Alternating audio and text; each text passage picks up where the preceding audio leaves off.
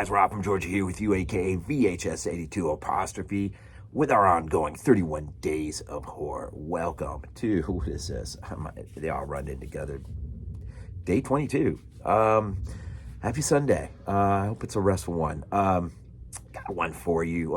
For day 22. Yeah. Laid to Rest, first time watch. Now, I'm trying to stick with directors I like and just, as I sit there, ideas come into my mind and I think, what, it's my 31 days anyway. So I wanted to do this one because Glenn, aka BDG Reviews, sent this to me. Of course, I got an unboxing video down there below somewhere. And I've always wanted to see this. It's one of those that have just eluded me for the longest time. And filmed by Robert Hall. Unfortunately, he passed on, which is just insane. I think he was only like 48 years old. Yeah, and 2021. Absolutely insane. I would imagine he's the one who followed it up with the sequel, which I have not seen yet. I assume he directed it. But I didn't know this guy was a special effects maestro, man. And he was part of a lot of movies, man. Halloween 18, The Collection, The Crazies remake, Ghost of Mars, The X-Files. The hour times out at 1 hour and 30 minutes.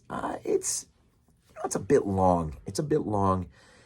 It could have tidied this thing up just a little bit, I think. I don't know. It's interesting.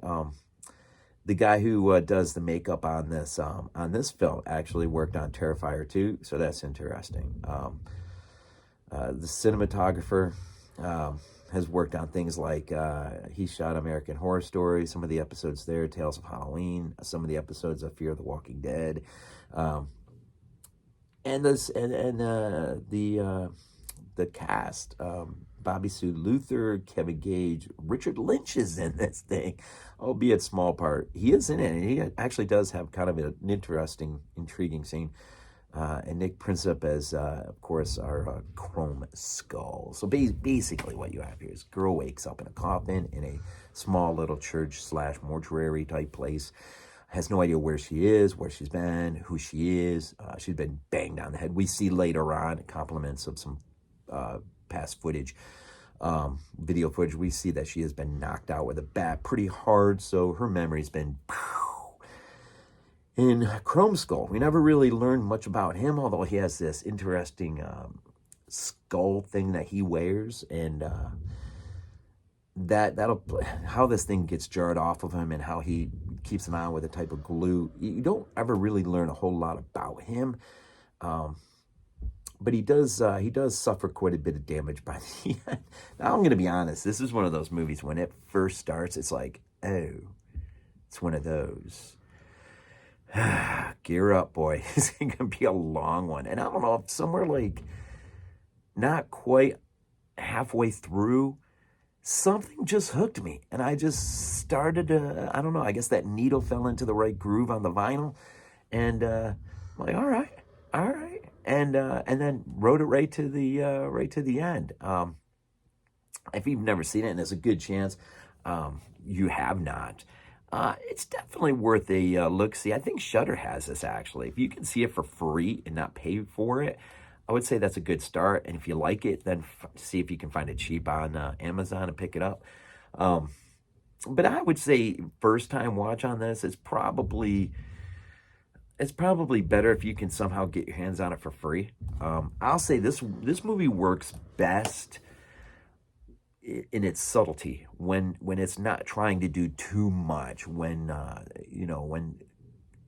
Chrome Skull is coming out of the shadows and he's about to kill somebody, but it's not quite some of the over the top scenes in the movie. And there's a few where the special effects are almost sort of, it almost comes across as cartoonish. Like, yeah, you just can't do that. You can't do this. You can't do that. Some of the writing, I mean, it's one of those.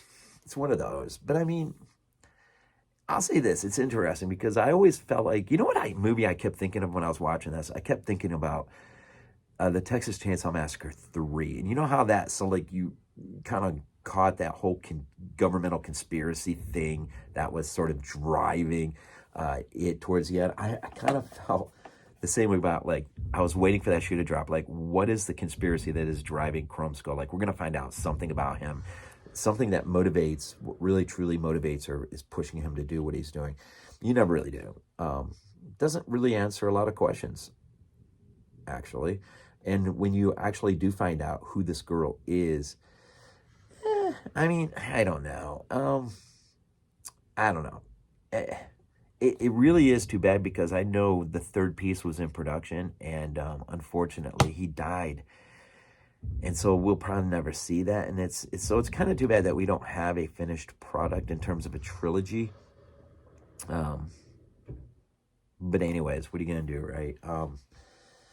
It is too bad. But, I mean, it was all right. It was all right.